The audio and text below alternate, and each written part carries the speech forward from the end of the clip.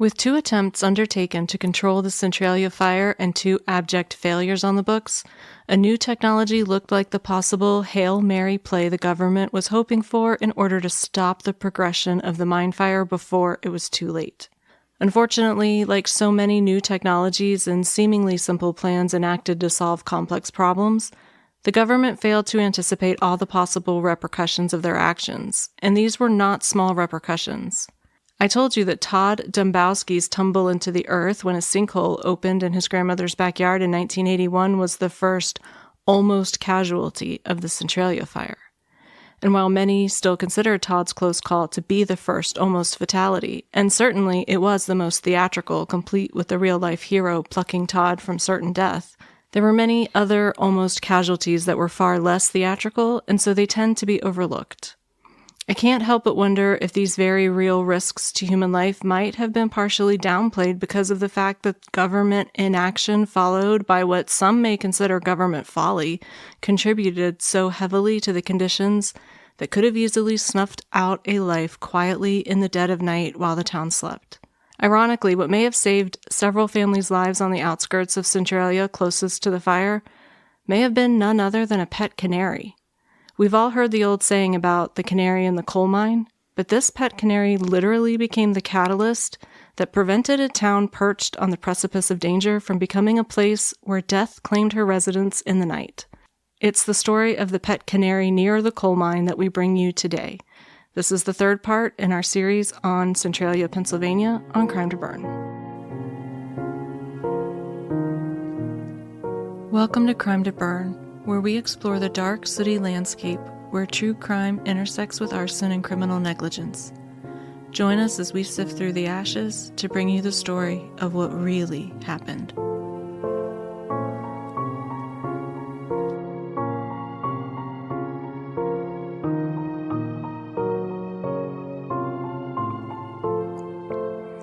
Welcome back to Crime to Burn. I'm April, a fire protection engineer and former firefighter. And I'm Sergeant Feedback, rogue sonic engineer wanted for crimes against the syndicate's oppressive silence. Be sure to follow us on Facebook, X, Instagram, and TikTok. Also, subscribe to our YouTube channel. When you see content from us, it is exceptionally helpful if you will like, comment on it, repost it, share it. All of that helps us grow and find our audience. Also, if you listen on Spotify, please consider leaving a comment on the individual episodes, as that also helps the algorithm push us out to more people.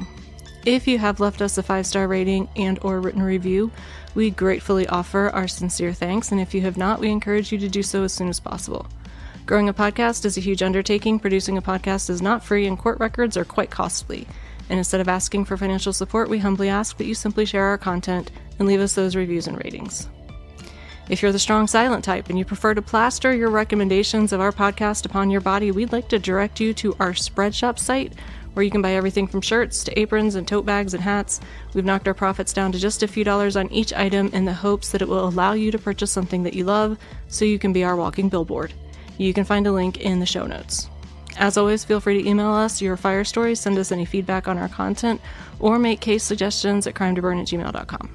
All right, we've covered the theories of how the fire started, including accidental from a hot ash disposal in the landfill, accidental from spontaneous heating in the landfill, and a controlled burn in the landfill. But whatever theory you believe, the fire is known to have spread to the coal seam adjacent to the landfill from a fire that originated in the landfill. And if that fire was intentionally set, as in if it was a controlled burn, then that would make this fire criminal because landfill fires were outlawed at the time. Malicious intent is not required in Pennsylvania to qualify an intentional fire as arson, only recklessness. So if you do believe the fire started from a controlled burn, then you do believe this is a criminal fire and might possibly meet the definition of arson. Then we discussed the first 2 projects aimed at controlling the fire. These projects were undertaken at the state level because the Centralia City Council took the baffling approach of not addressing the fire when it first came to their attention beyond just having the fire department repeatedly attempt to extinguish it, and made no further efforts to investigate or mitigate whether or not there was a mine fire until the mine inspector showed up to find smoke wafting out of the fissures of the north wall of the strip mine.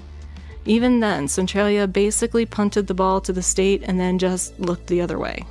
At the time, the mine was the property of Lehigh Valley Coal Company, but they were out of the mining business and only operated as a landlord leasing mining rights to other companies. When the fire was brought to their attention, they balked at having to be financially responsible for putting it out, claiming that they didn't have the resources to do so, as they only acted as a landlord, and they couldn't help. What's interesting to note is that Lehigh Valley Coal Company did not actually own the mining rights to the parts of the mine that ran underneath the town of Centralia, only the land around it. And this is because on August 31st of 1954, so nearly 10 years before this fire started, legislation was passed in Congress that gave the towns mineral rights within their town limits. And this was intended to, or at least sold to the people, as a move to ensure that residents had the option of having a say in what happened directly beneath the land upon which they had built their lives. But the consequence of this law meant that when fire did cross into the town limits, then the town did own the problem and was financially on the hook for extinguishment costs. But like many small mining towns, Centralia didn't have deep enough coffers to cover such efforts. Now, what I don't understand is that under this explanation, it sounds like the landfill in the old strip mine was county property and that it didn't directly belong to Centralia. Now, I don't understand the legalities here, but if that's the case, why on earth were they paying to have a controlled burn at the landfill if it wasn't within the town limits? Looking at the maps that I can find, it definitely looks like the landfill is drawn outside of the borough limits, and so my best guess is that the town, when they needed a landfill, leased it from the county. And once the fire spread into the underground mines, it wasn't inside the town's boundaries anymore, so they maybe leaned a little too hard into the "not our land, our hands are tied" excuse for not making a very big stink about it. Well, they didn't start the fire. It was always burning since the world's been turning. I've heard that somewhere, yeah.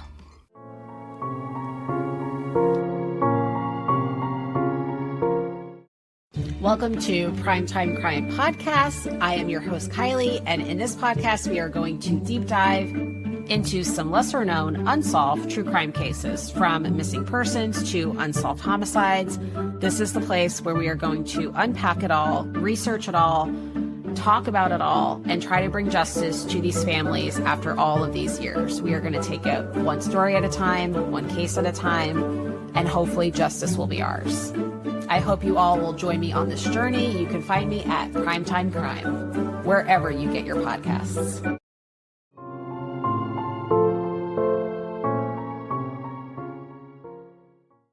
With the fire having originated in the landfill, which isn't in question, and putting their town at risk, it seems that the smart thing to do would have been to lobby the county, state, and federal government for funds to address it, instead of trusting that the DMMI would just do right by them. And I do think that the DMMI did try to do right by them, but without a vocal political contingent at their backs demanding answers and action, I don't think they had the pull or political clout they needed to garner the support at the state level to get funding. So even if the fire was outside of Centralia's borders, I think the town council's willingness to wash their hands of it so fast greatly contributed to the ultimate demise of the town. So the first project was that trenching project that was undone by poor decisions and bureaucracy. They limited overtime and weekend and holiday hours to try to control costs, but that also slowed them down, so the fire had the opportunity to outrun the trenching efforts. In addition, because there were out-of-work miners that couldn't get back to work while this fire was burning, they made the disastrous decision to forego exploratory drilling to ensure that the fire started far enough ahead of the fire to trench, so the fire was able to get past the trenching boundary. The second project was the flushing project, where they drilled boreholes to pump in a calm water mixture intended to create a barrier beyond which the fire can't penetrate. And the issue with this project is that inspectors held the contractor to following the borehole plan as drawn and didn't allow deviation once they determined that the fire was already past the area where they were drilling and pumping material in. And so once again, the fire was able to get ahead of the project, and all that money was essentially wasted. Also, we're about to get some involvement of the Bureau of Mines at the federal level, and it's important to note that the Bureau of Mines' position at this point was that flushing was only a temporary stopgap intended to slow down the fire to give you time to do trenching in order to make sure that the fire can't outrun the trenching efforts. But generally, at the federal level, the Bureau of Mines was not recommending flushing projects for permanent control of a fire.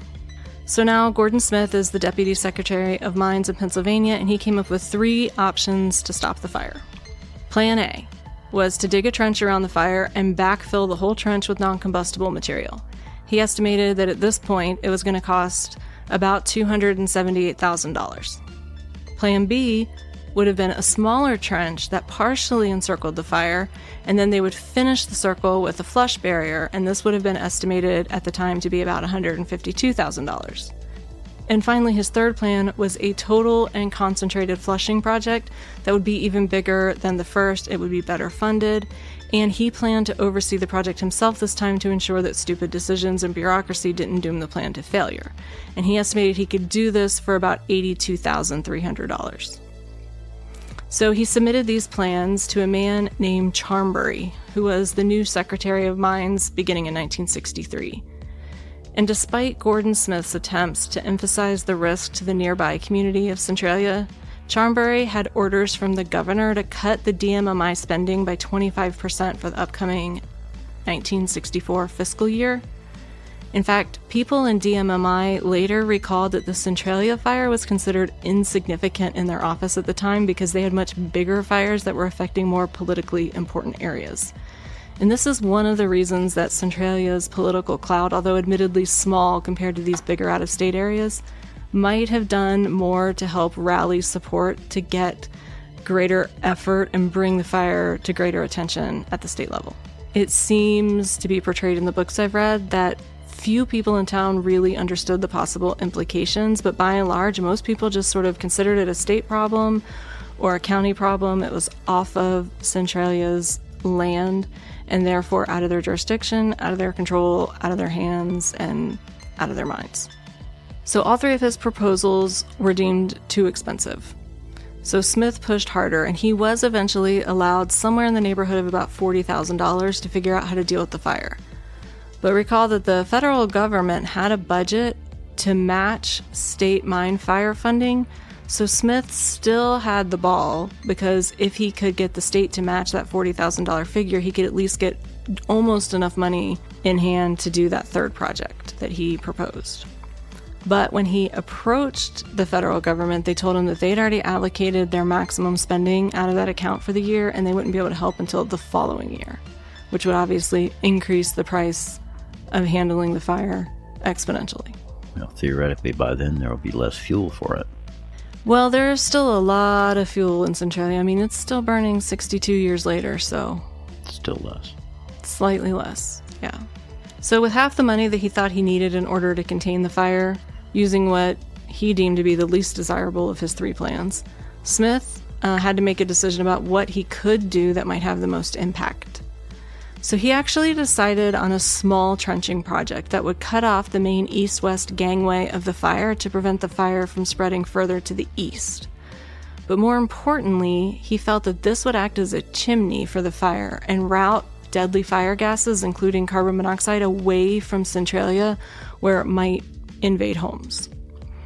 Maybe he hoped that by drawing the fire east toward this open trench that he could buy enough time to get more political backing that he needed to get a real containment project funded. I'm not really sure. But it does say that he expected to stay there and monitor the progress of this project himself so that he could prevent the same kinds of bad decisions from undermining the success of this project. They started with exploratory digging and found the front of the fire, and they tried to dig it out, but the fire was just moving too fast. So this is when they should have fallen back, abandoned where they'd been digging, and moved to try to head it off again. And I believe this is what Gordon Smith would have directed. But despite his intention to be there, he wasn't there. Instead, another mine inspector insisted that the contractor follow the stakes that had originally been laid out by DMMI. So why wasn't Gordon Smith there? They're busy making skateboards. Skateboards? Yeah, GNS skateboard. I don't know anything about skateboarding. I used to know something about it. So is like Gordon Smith like a name of somebody that does skateboard stuff? It's the name of a company that makes skateboard stuff. Oh, well there you go. Maybe they'll sponsor us. So why wasn't Gordon Smith there? Well, there was another mine disaster that captured the entire nation's attention, and Gordon Smith was called away on August 13th, 1963, because the roof of an anthracite coal mine collapsed, trapping 3 miners 300 feet below the ground.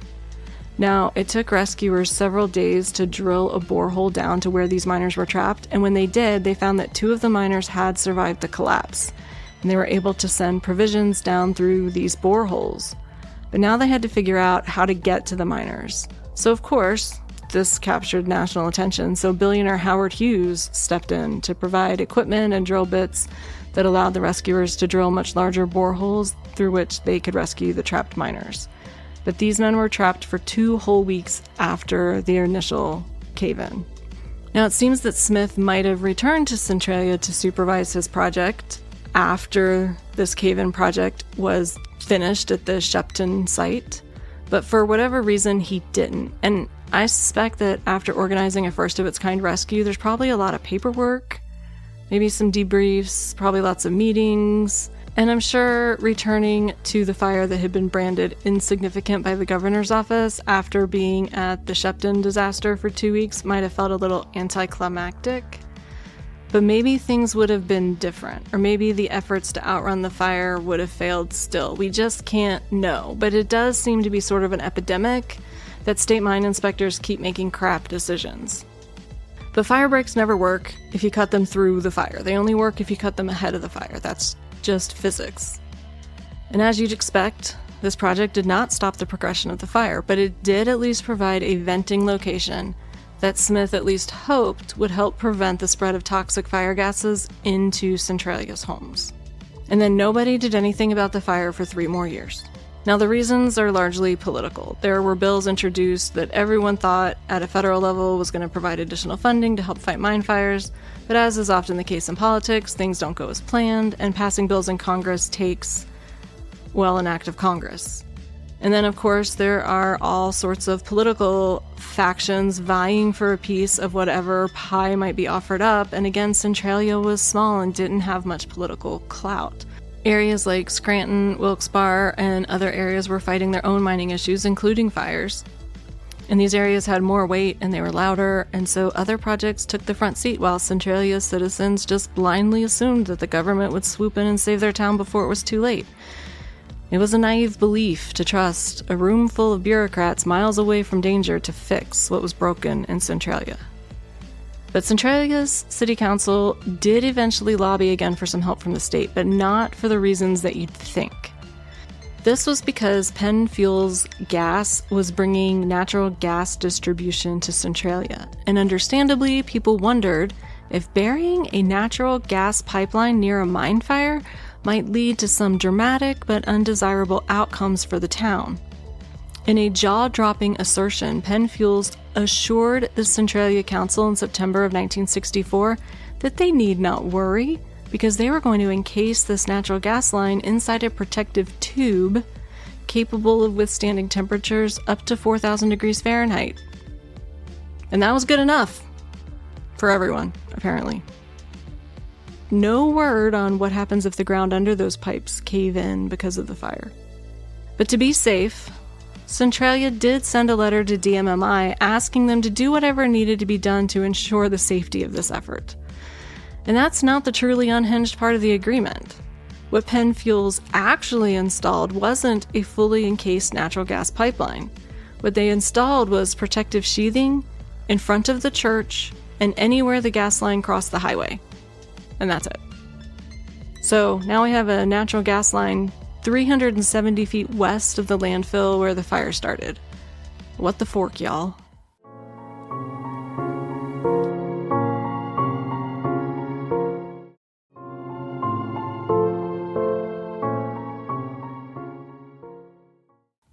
Understandably, the Centralia Council was starting to feel uneasy. About 2 years after they should have started to feel uneasy, but whatever. Then that winter, they had a big snow, and all the snow melted about 100 feet west of the first row of houses in Centralia. So they wrote a second letter to DMMI expressing some concerns. Neither of those 2 letters were ever answered. By spring, even the citizens couldn't shake an uneasy feeling because they could all clearly see the glow of fire from the pit dug in the Third State Project at night. Can you imagine waking up from a nightmare and looking out your window and seeing what literally looks like the gates of hell on the horizon? But finally, in March of 1965, a new law passed Congress that was signed by President Johnson, and now a multi-million-dollar project was in the planning stages for Centralia. This project would be federally administered, since DMMI seemed to only be capable of extinguishing fires in jurisdictions with political clout. But in order to get the funding, one had to have a plan in place, and this fire hadn't been touched in years now, and so nobody knew exactly where the edges of the fire were at this point. Drilling to find the extents would have taken money that hadn't yet been allocated. So they did their best to develop a plan with no information. They determined that based on this plan, based on information they didn't have, that they could get this job done for the bargain price of $2.5 million, and they could save Centralia. Remember that guy that was going to do it for free back at the beginning, just as long as he could keep the coal? I bet he was about having an aneurysm somewhere at this point. So here's the plan in a nutshell. First, they were going to backfill the dump pit under the assumption that it was feeding oxygen to the fire and allowing it to move so fast. Then they were going to do exploratory drilling to find the boundaries of the fire, and then encircle the fire with another flush barrier, hopefully one that's better executed than the last one. And once this flush barrier was in place, because remember, generally the position of the Bureau of Mines was that flush barriers were only temporary fixes. So while the flush barrier is holding back the fire, they would excavate out a huge trench between the town and the fire that would be 2,500 feet long, and it would vary in depth to between 100 and 200 feet deep. And the reason they wanted to backfill the openings first was to control oxygen to the fire to help slow it down so that the trenching project didn't get overtaken by the fire. They estimated that they could start within 60 days and finish within 3 years. Except it took a year to get all the property releases they needed. Then the bureaucracy had to review every land release, delaying for months more. Bids weren't actually opened until August 19th of 1966, and at this point the fire had been burning for 4 years and 3 months. I bet you they're going to have like a similar problem with the fires in California. Why? What do you mean? Because I think that you have to apply for a permit to even clean up your property, and then that takes a while. I've heard like a year.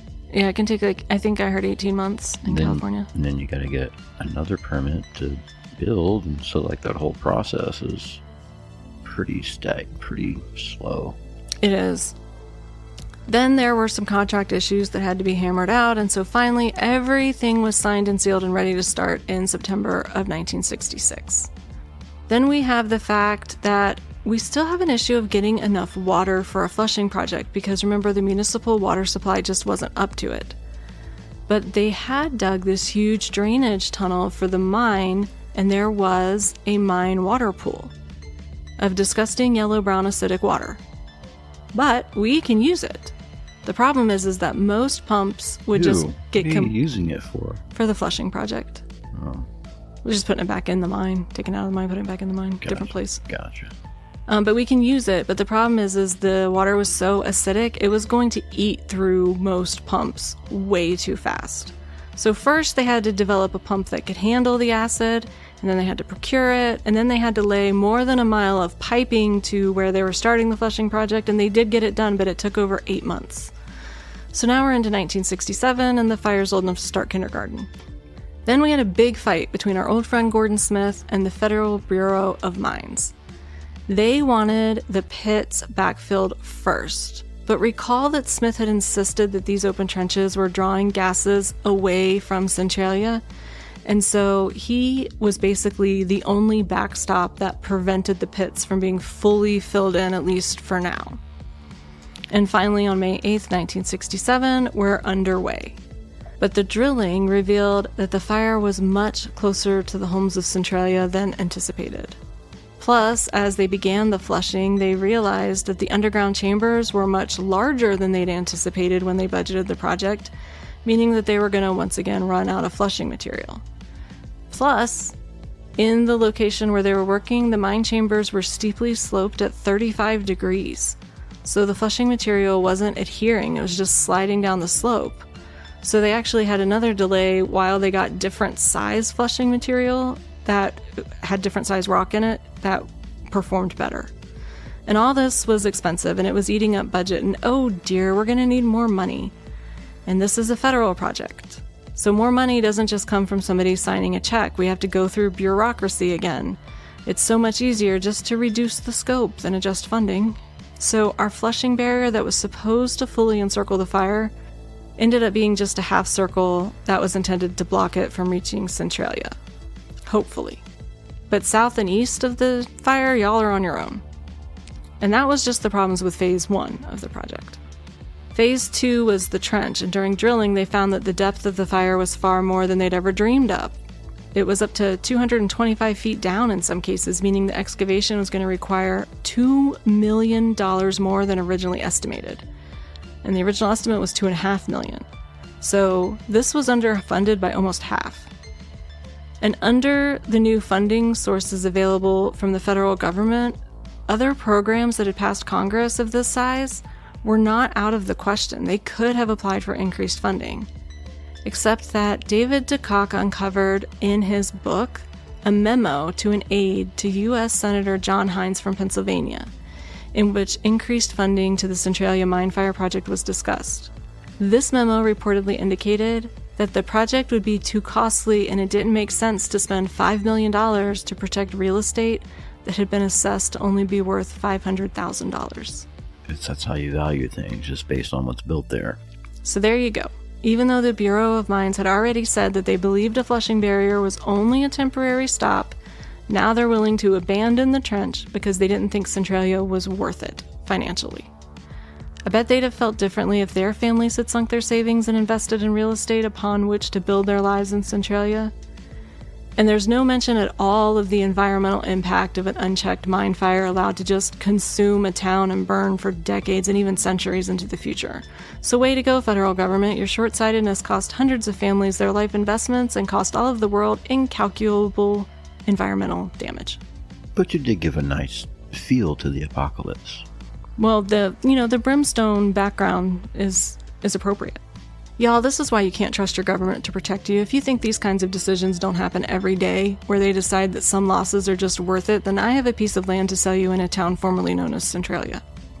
Now, the decision to allow the fire to run amok south and east wasn't necessarily detrimental to the town of Centralia, but to a man named Pagnotti that owned the rights to that coal, this was unthinkable. That sounds like a rapper. Pagnotti? It sounds like an Italian dessert to me. Let's go get some Pagnotti. And coffee. No?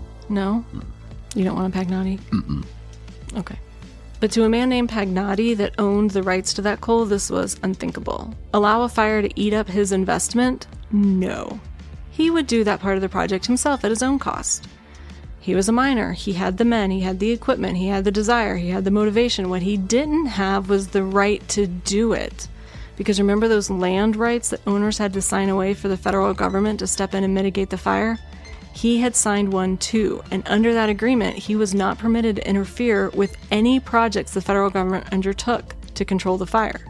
No problem though. He was confident that if he did the work himself for free and told the Bureau of Mines that they had full rights to supervise the project, then they would have no issues. Win-win.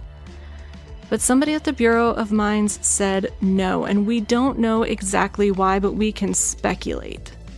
And the speculation is that if they saw the Bureau of Mines supervising a flushing project to save a town, but overseeing a trenching project to save coal, then the optics would look bad. It would look like they were doing something to save just a coal investment more than they were doing to save a town, even though it would be ask the guy that volunteered his time if that was true. Well, what I have to say is that if the optics of the situation make your decisions look bad when you consider the most logical approach, then maybe your decisions aren't that great. Yeah. Maybe you're hiding something. And if you're that concerned about optics, maybe you're not as genuine as you'd like everyone to believe. And this is why there's a lot of conspiracy theories surrounding this, which we're not going to get into in this episode, but we will cover before we're done. I'll bring my fedora. The tinfoil one? Yeah. Awesome. So with visible hellfire on the horizon and an understanding that phase 1 of the project was complete and the fire was still burning, the city council was anxious for phase 2 to get underway. Some people had started to grow worried about gases leaking into their homes, finally. But during the summer of 1968, plans were a-changin' again, and the fire turned into its 6th year. There was a new kid on the block. There was a new technology in fighting mine fires. Fly ash.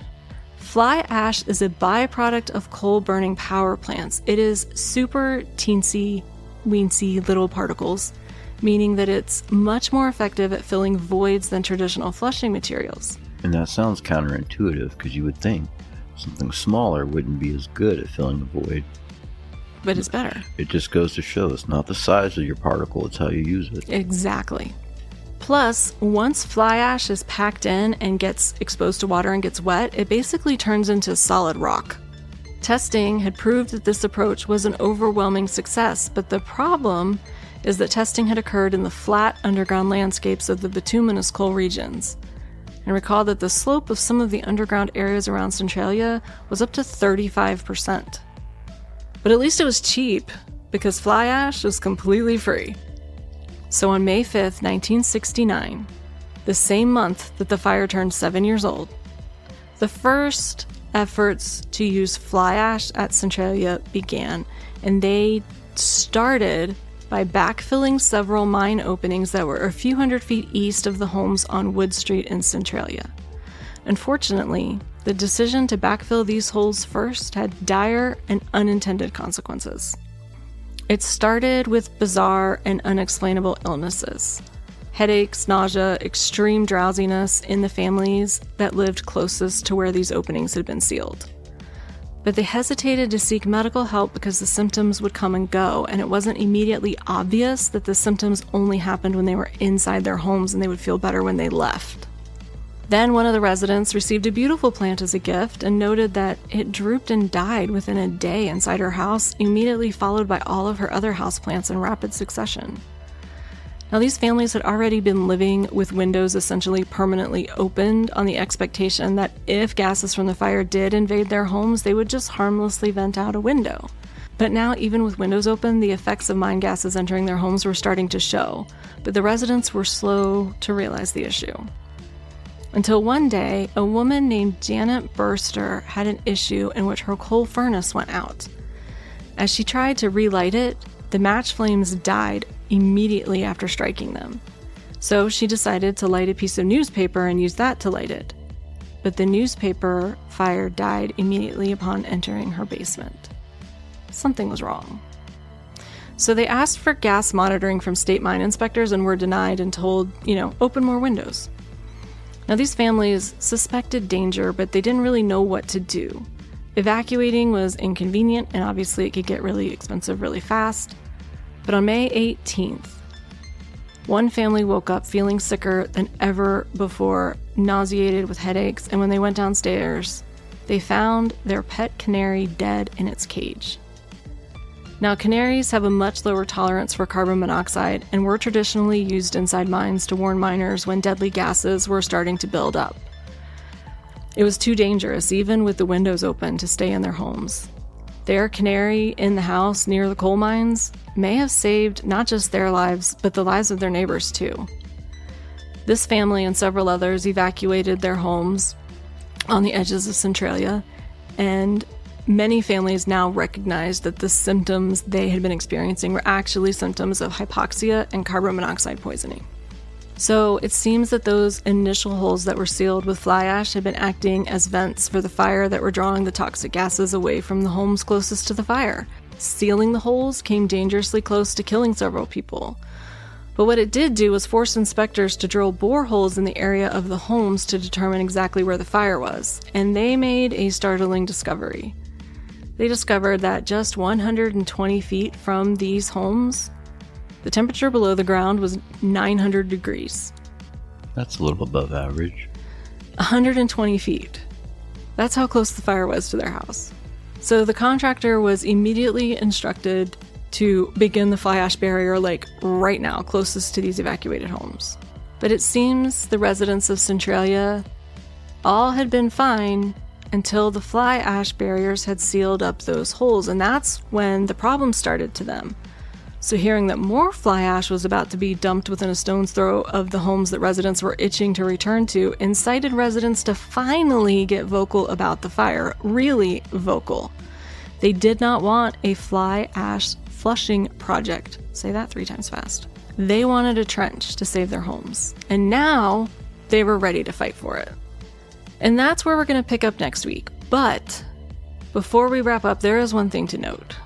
We now know that this amazing new technology of using fly ash to fight mine fires brought with it a whole bevy of other problems. Namely, fly ash is known to cause respiratory injury that can lead to pulmonary fibrosis, cancer, heart disease.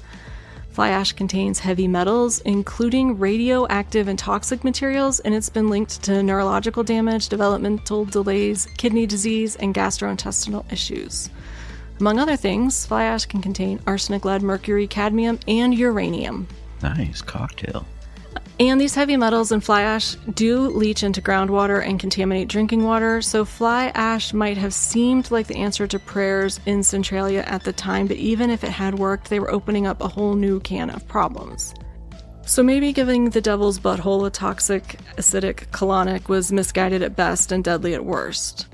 But that's the risk that we always run when we adopt new technologies that we don't fully understand. And make no mistake, when we adopt new technologies, we almost never fully understand them. It's the adoption that leads to the research, the mass usage, and the innovation that reveals the problems. We find ourselves always having to be reactionary to mitigate the impacts of our advances in technology. And a good example of this is lithium-ion battery technology. These have major fire protection impacts because these fires are so difficult to put out and have resulted in far more aggressive garage fires from cars that have these types of batteries. We're just now seeing fire and building code changes to accommodate these additional challenges. And the truth is, we still don't have a good grasp on the best way to deal with these fires. In the meantime, there have been garages that have actually collapsed because of car fires that involved lithium-ion battery fires because they burn so hot. So they spread so much easier and expose the structure to much higher temperatures, and they're so difficult to extinguish. And even once we agree on how to best design garages to accommodate cars with lithium-ion technology, what do? Do we make the requirements retroactive? Or do we say you can only put electric vehicles into new garages? That would surely stifle the industry and get major pushback from both property owners and the EV industry, not to mention the environmental activists that see EVs as the answer to resolving the environmental impacts of gasoline-powered vehicles. So it's just a giant snake eating its tail. Did you have a thought you wanted to share? Thought I did. We were talking about lithium-ion battery fires. What? Yeah. Was it lithium iron, potassium batteries, LiFePO batteries? I don't know much about them, to be honest. They're way safer, and the chemistry in them is different, and it won't light your whole world on fire like a lithium-ion battery, and they're actually pretty efficient. Well, then hopefully we move in that direction, but I know that they're installing them in home solar systems. Like if you gotta have a big battery bank, you don't want to use a lithium-ion battery anymore because it's too risky. It is risky. But LiFePO batteries are pretty safe, from what I understand.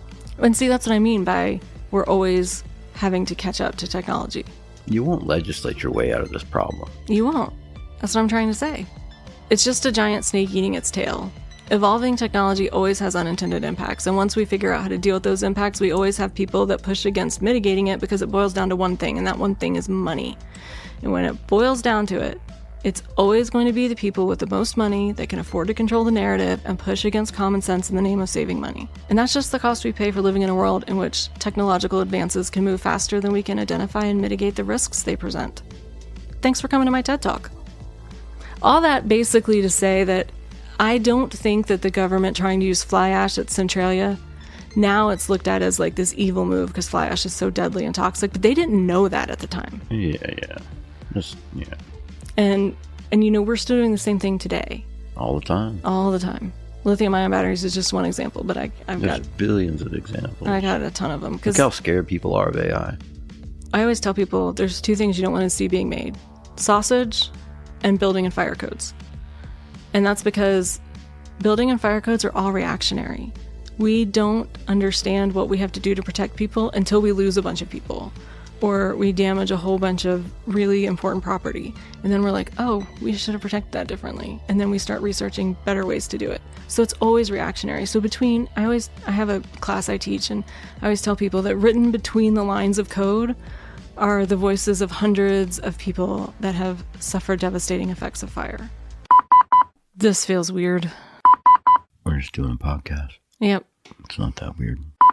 That the front of the fire, as they tried to dig it, what does this sentence even say? I didn't know fires had fronts and backs. Can go in a circle, so it can have a lot of fronts. No back. Never a back. Well, I mean, it can have a back. Fire back. If it's already burned all the fuel behind it, that would be the back. I don't even know. You're just good at reading. I was looking for an opening. And I'm sure the fire what were you saying about being good at reading?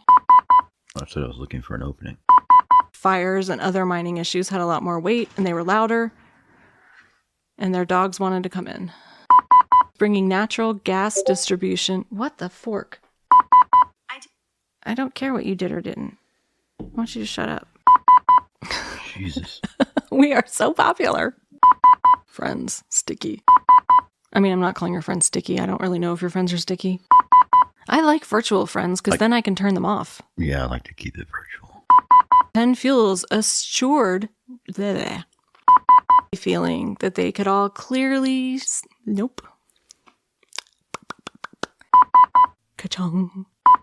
All the testing they had done had occurred in the flat underground... What was that? I feel like that table's been very aggressive today. It's all over the place. So testing had proved this approach was an overwhelming success. Nope. Testing had approved... Good grief. But it seems the residents... What was that? This has been trying to get your attention for a year. How are you not dead? You gotta breathe. No, it's fine. It's fine. I didn't want to drone on and on and on and on. You've got the gift to do it, though.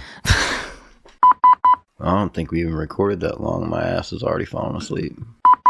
You want me to wake it up for you? Give it a little pat. Give it some mouth to mouth. Ew. Ew. I didn't think about that before I said it. I feel dirty now. I feel like I may have planted that seed, though. Well, let's make it your fault. Maybe I eat some of your chicken. You can eat whatever kind of my meat you like. Thanks for always sharing your meat with me. If you're up for it. I really didn't mean that as a pun either. I'm a comedian enough. I don't need help. The master comedian himself, my father. So today we learned that I get motion sick in VR. I don't know, a scientist. I'm an idiot, remember? You're not an idiot. Professional idiot. There's really no real motion.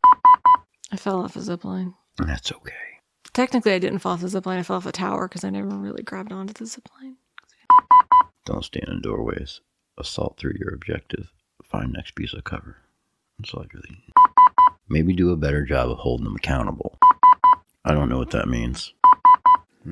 Good talk.